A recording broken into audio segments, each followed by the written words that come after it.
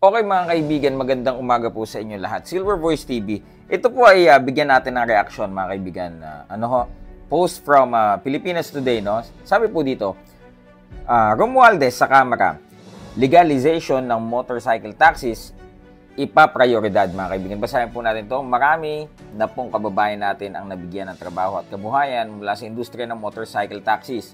Panahon na pong kilalanin sila bilang responsableng bahagi ng lipunang Pilipino at mabigyan ng sapat na regulasyon para mapahalagahan ang interes ng mamamayan. Sabi po ni House Speaker Martin Romualdez. This is another commendable move from House Speaker Martin Romualdez mga kaibigan, na napansin na po yung itong mga motorcycle taxis, no? Ano ba yung mga yan? May angkas, yung Grab yan, nagmo-motorcycle taxi din yan, no? Correct me if I'm wrong, no? Tapos may mga bago na ngayon, yung Move It and marami pang iba, mga kaibigan. So, sa atin po, lalo na dito sa Metro Manila at sa iba pang mga karating probinsya, mga kaibigan, na nakakaranas ng heavy traffic, lalo na sa mga empleyado na pumapasok sa trabaho, ito pong motorcycle taxi, napaka-useful po nito eh. Let's say, ikaw ay naiipit sa traffic, pwede ka nang bumaba siguro sa let's say, sa bus o sa jeepney sinasakyan mo, at pwede ka nang mag-book ng motorcycle taxi, mga kaibigan. At ito po ay isang marangal na trabaho, no? Hindi lang yung natutulungan yung mga, syempre, yung mga parokyano na talaga nga namang gagamit nitong mga motorcycle taxis, kundi yung mismong mga yung mga nagmamay-ari ng motorsiklo ay magkakaroon din ng pagkakataon na kumita naman sa industriyang ito. Kasi, di ba po, marami na ngayon, madiskarte kung ano-anong pinapasok na trabaho. At isa na dyan, kung ako naman ay may motorsiklo at kaya kong mag-angkas at matraffic, no?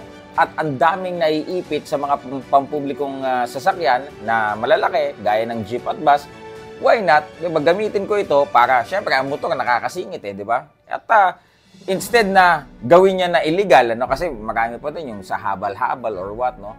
Bigyan ng pansin ng gobyerno ito para talagang malegalize at magkaroon ng tamang programa. At ito pong ginagawa ni House Speaker Martin Romualdez, na itong mga maliliit na mga bagay na talaga nga namang kapaki-pakinabang ay bigyan pansin at bigyan ng tamang programa at tamang tawag dito, pag-recognize sa kanila, mga kaibigan. So, ito po, no, sana po ay ito ay talaga nga namang mag-materialize, mga kaibigan, dahil marami po ang makikinabang. Dahil ito pong mga motorcycle taxis ngayon, we have to innovate, mga kaibigan, at maging solusyon yan sa lumalalang traffic, lalo na po dito sa Metro Manila. So, sa'yo po, House Speaker Martin Romualdez, sana po patuloy po kayo sa pagtrabaho talaga para po sa mga mamamayan na higit na nangangailangan. Yung iba kasi hindi naman nila ma-appreciate yan. Palibasa kasi laking mayaman, rich kid, mga kaibigan. Hindi nila na-appreciate dahil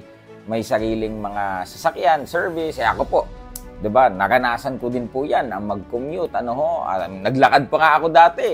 Diba? At syempre, pag ikaw yung nagagahol sa oras, may meeting ka, papasok ka sa trabaho, tapos kailangan mo ng mas mabilis ng konti na transportasyon, motorcycle taxis ang kasagutan dyan. So, mabuhay po kayo, House Speaker Martin Romualdez, at mabuhay po ang lahat po ng mga kababayan natin na lumalaban ng patas. Silver Voice TV, magandang umaga po sa inyo lahat.